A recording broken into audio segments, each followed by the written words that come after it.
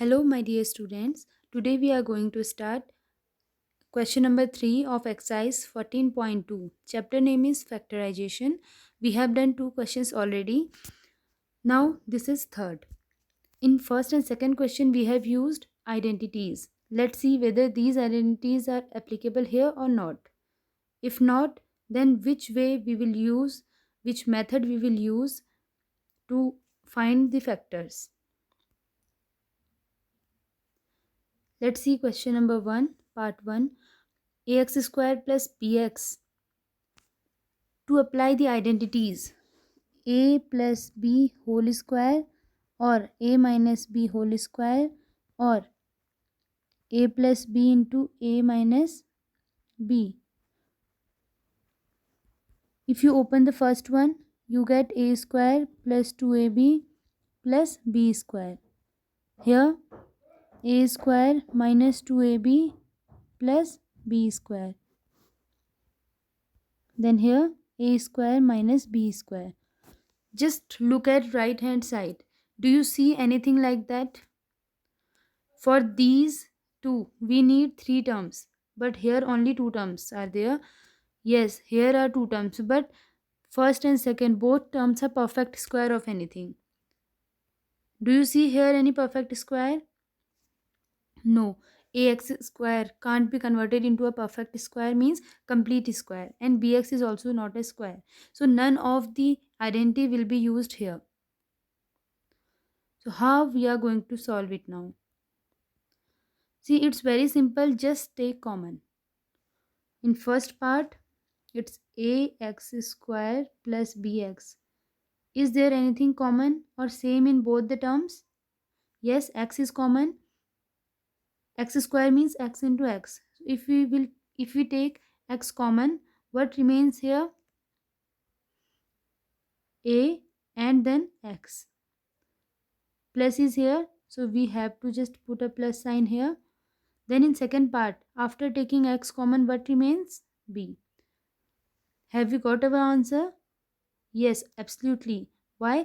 Because in this one you can see something in bracket and whatever is the another thing that is in multiplication with that. Means two terms are in multiplication, x into ax plus b. So we have finally factorized given part.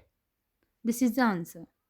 This is the factor of ax square plus bx. Let's do next part. Second, you will do yourself by taking common. In third also, let's take common. If you want to make it perfect square, try. But you won't be able to complete it like that because expressions, the algebraic expressions are different. It is x cube, it is xy square, then 2xz square. So try your level best to do this. Then fourth, in this you have to do rearrangement. Whatever you like terms you have to put together, but yes, there is already like terms are together. Let me just do this. Just take m square common in first and second. What remains? A plus b. Then plus in these two terms n square is common. What remains? B plus a. A plus b and b plus a means both are same because we know addition is commutative. Whether you do 2 plus 3 or 3 plus 2, both are same. That's why a plus b is equal to b plus a. Now what is common? This is first term, this is second term. What is common in these two? A plus b, obviously. Then in first term, what remains? M square. Plus is there. Let's put plus. Then what remains in second? N square. Have we got the factors? Yes. These are the factors of part 4. Because this is the first term, this is second, and both are in multiplication. Let's do one more part. This one is one part. You don't need to do rearrangement if you want as per your wish, but here in first and second you can take L common, then here M plus 1. Try to do it. In sixth part, what is common? This is first term, this is second term. Do you see anything common here? Yes, y plus z. This is common. If you take it out, just put it into bracket because this is a collective term. Then what remains in first part? Y. Then there was plus in between. Here 9. So this is the answer. Now next, here let me do this seventh. 5y square minus 20y. Is there anything common? Let's see. And here 8z and 2yz.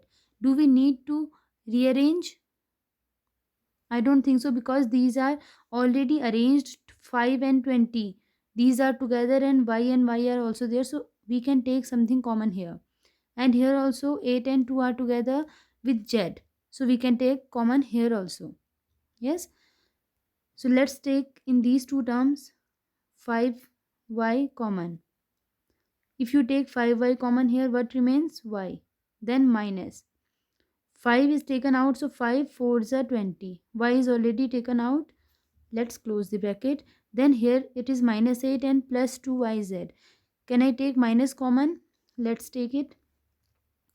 And with that 2z also, because 8 is divisible by 2. So we can take 2 out and z is in both the terms. After taking minus 2 and z out, 4 remains here because 2 4s are 8. Then minus is taken out. So this plus will become minus now. And 2z is taken out, y remains. If you just multiply it again inside by using distributive property, you will again get this term. Try to do it. 4 2s are 8, z and minus is also there. Yes. Then minus 2z into minus y plus 2yz. Again you will get the same term. Now, is there anything common? It is y minus 4. It is 4 minus y. So what can we do? Let's, I don't think there was need to take minus common, but as I have taken minus common, so let's just multiply this minus inside, so it will become plus 2z and it will become minus 4 plus y. Now this can be written y minus 4 also, and this is y minus 4. So both are same. Let's take these two common. Y minus 4. What remains in first term? 5y, then plus 2z. So this is the factor. These two, this and this, these two are the factors of this particular expression. Okay, what do you understand by factor? Like if I am saying 5 and 2 are factors of 10, what do you understand by that? It means 10 will be completely divisible by 5 as well as 2. Similarly, if I am saying y plus 4, sorry, y minus 4 and 5y plus 2z, both these are factor of this expression, means when you will divide this expression by y minus 4, remainder will be 0. Similarly, if you divide this one, same expression, by 5y plus 2z, remainder will be 0 again. Now you must be thinking how to divide such kind of expression, because we learned about the division of numbers only. But in higher classes from class 9th, you will know that these type of divisions are not much hectic. These are very easy. If you will learn that, that will be the piece of cake for you. Now let's see the next one. Similarly, you just try to do this also. Just take something common if you see anything. Otherwise, you can rearrange. I'll suggest you to write 10ab with 5b, because 5 and 10 there is something common and b is absolutely common. And write this 4a with 2, because in this way you get something common here also. So try to do as per your wish. If you will not rearrange, then also you will be able to solve. If you want to rearrange, do that way. Let me just do without rearranging. I'm just taking common in first and second. Is there anything common? Yes. 10 and 4 both are divisible by 2. So 2 is common and a. What remains in part 1? If I take 2 common, then 5, 2 5s are 10 because, and b. And here 4 is divided by 2, so 2 remains, a is already taken out. Then what remains in second part? Nothing is common in 5b and 2. Can I take something common? No. So let's write it as it is in bracket. Now you can see this is part, this is term 1, this is term 2. Is there anything common? Yes, absolutely. 5b plus 2 is common. What remains in first part? 2a and plus is there. What remains in second part? Nothing. Nothing means at least 1 we can write, because if there is nothing, so at least 1 is in multiplication. तो ये हमने common ले लिया, तो 1 तो बच गया. Clear? So these two are the factors of given expression. If you rearrange like this, then also you will get the same factors. Try to do yourself this part. Now part 9th is for you.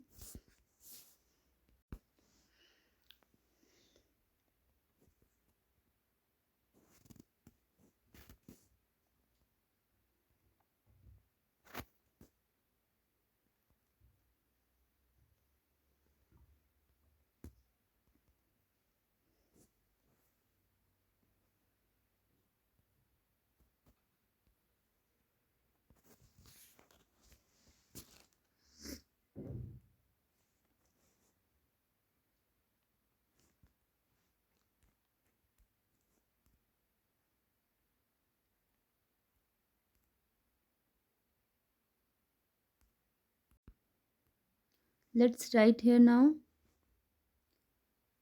It's up to you how much you can solve it. Now 2x square plus 16 minus 8x. Is it square of anything? Is it perfect square? I can't see anything that is it a perfect square or not.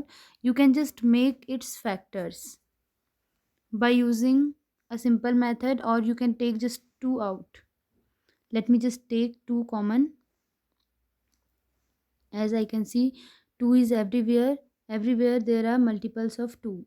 So after taking 2 common, I have got x square plus 8 minus 4x. Then here, what can I take common? Into, I can take 8 common. After taking 8 common, can I write it? 8 minus 2, sorry, x minus 2. I have written this at first, then minus 2 for this. So finally 8 2s are 16.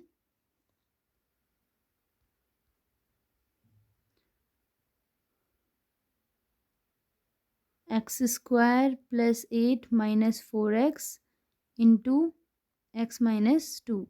These are the factors of this part. Similarly, you have to do third part also.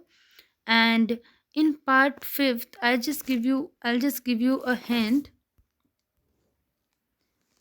I can see here the square of something, means it can be made, the first and third term can be made perfect square, and we know 3 identities that can be applied. Out of these 3, first and second, just focus on first and second because there are 3 terms. So out of a plus b whole square and a minus b whole square, one will be applied here. Now it's up to you how you find. Now question number 5, factorize the following expression. Again there is a question of factorization. Here let's see 3 terms are here. Whenever we see 3 terms together, we just try to apply identity a plus b whole square or a minus b whole square, but we have to see whether there is anything common, and all the time just see it whether there is anything common, or whether we can apply any identity here.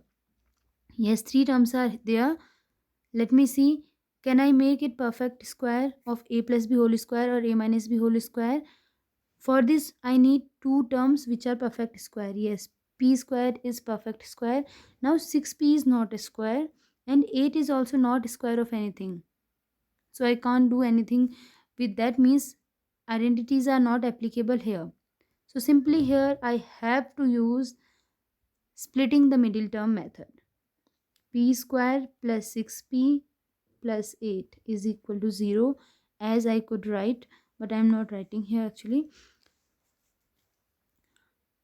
otherwise it will become an equation. Now what is the way to calculate? Means, let us suppose I have to find two numbers. What will be these two numbers? Let us suppose a and b. If you don't want to write any number, so simply I'll tell you the sum of two numbers should be 6, and multiplication of these two numbers should be 8 into coefficient of p square, that is 1. 8 into 1 means that should be 8. So just try to make such combination whose addition is 6 and multiplication is 8. 4 twos are 8 and 4 plus 2 6. So we got two numbers 4 and 2. Here p square plus 6p can be written as 4p plus 2p. And you don't need to split 8, just we need to split only middle term. Now what is common in first and second? P is common. If you write 2p plus 4p, then also it is correct. After solving you will get the same answer. After taking p common you will get p plus 4. Here in these two you will take 2 common and you will get p plus 4. Finally in these two terms p plus 4 is common, and what remains? P plus 2. So these two are the factors of part 1.